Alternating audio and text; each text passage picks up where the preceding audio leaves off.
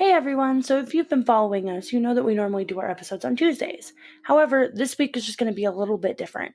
For one, this mini episode is going to be just me, and two, you will get this as well as the full episode that we normally release during the week. Amber and I wanted to introduce mini episodes because sometimes there's cases out there that just don't have enough info for a full episode, but they still need to be put out there.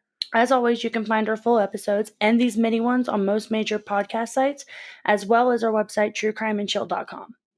Today's mini episode is about the murder of Karen Bodine. It's still unsolved after 13 years. I reached out to Carly, Karen's eldest daughter, and I asked if I could feature her mother's case on our podcast. Not only because it's an unsolved case that needs to be solved, but also because it hits close to home, as both Amber and I are from Washington State, and this is the first time we are both hearing about this. Hopefully by featuring this, someone somewhere comes forward and gives the police the info they need to give this family some kind of closure for the murder of their mother.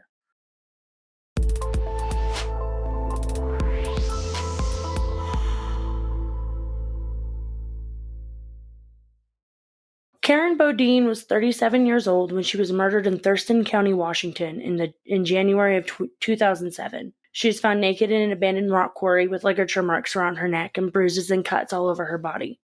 She was found lying on the ground, her head actually resting in an old car seat that had been thrown out. She was found by somebody who was driving by, and it was noticeable that she was displayed out for somebody to find her. When police did some digging, they found out that there was a timeline for what seemed like Karen's last day. On the morning of January 21st, 2007, a Lacey police officer said that they had seen Karen between 9 and 10 a.m. There are also multiple people who saw her the night before her body was found, so that means whoever she was with were the last people to ever see her alive. The next morning, someone saw an early 1980s Datsun that appeared to be abandoned on the road next to the rock quarry where Karen was eventually found. An hour later, another passerby stopped and actually realized that what they were seeing wasn't just a mannequin or a doll, it was a human being. When police showed up, aside from Karen having cuts and bruises on her body and ligature marks around her neck, they only ruled her death as suspicious at first. It wasn't until her parents were notified and they identified Karen that it changed to homicide.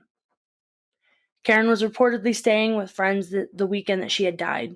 According to Detective Hamilton, these friends have since been arrested many times over for drug-related activities. Karen was known as someone who never met a stranger. She loved life, and she loved her kids more than anything.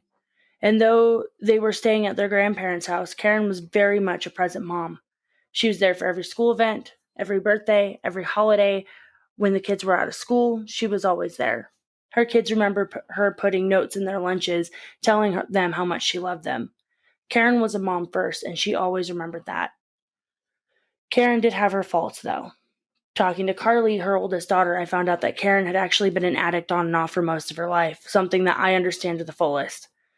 And though Karen had been found with a small amount of drugs in her system, that was actually a shock to Carly as she remembered her mother being clean for the 2 years prior to that. Sadly, because of her past, the media focused mainly on the fact that she led a troubled life than the person she actually was and the fact that she was murdered. Karen's case had actually been assigned to the cold case department within Thurston County Police after they exhausted all their leads. After the first year of Karen's death, news stations stopped reporting. People stopped asking, and unfortunately for Karen's family, other cases popped up that were able to be solved. Thankfully, last year in 2019, Oxygen Channel held their annual Crowd Solve event in Seattle, Washington. This event is 3 days of former law enforcement officers, budding true crime detectives, criminologists, profilers, and basically anyone with a true crime obsession to come and look over a cold case that's been assigned for that weekend.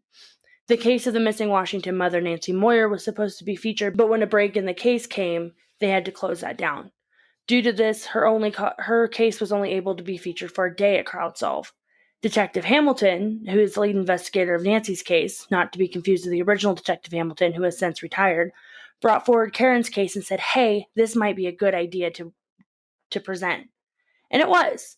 And from the 2 days that the case was featured, they were able to have a new set of eyes and get some new ideas on how to proceed next. Since then, local stations have been picking up on the case, but we need to get Karen's name out there more. DNA testing is also actively being explored right now with the new technology that we have today. Reading an article about Karen, her daughter Taylor had said something that pulled in my heart. They made her out to be the victim, and yes, absolutely, she is a victim. She's a murder victim. But at the same time, she's so much more than that. She's a mother, she's a friend, she's a daughter, she's a coworker, she's a million other things. And then victim at the very bottom. And honestly, I think that's something that we all need to remember. Karen was a light in these kids' lives. She missed graduations, proms, future marriages, grandchildren. Tanner, her youngest child and only son, was in 6th grade when she was killed. Taylor, her middle child and her middle girl, was in 9th grade when she was killed. And Carly, her oldest, was a senior. She was murdered, and that left a hole in her kids' lives. As someone who lost their mom in the last year, I can tell you it's a hole that's never filled.